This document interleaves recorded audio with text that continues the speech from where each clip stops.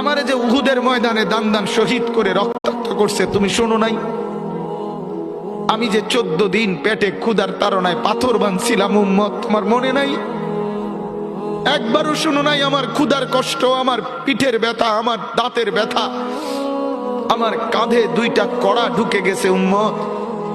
আমার ঘরে 3 মাস আল্লাহর নবীর স্ত্রী আয়েশা বলছে, আল্লাহর কসম উম্মত, নবীর স্ত্রী বলছে এক ফোঁটা চুলায় আগুন জ্বলে নাই।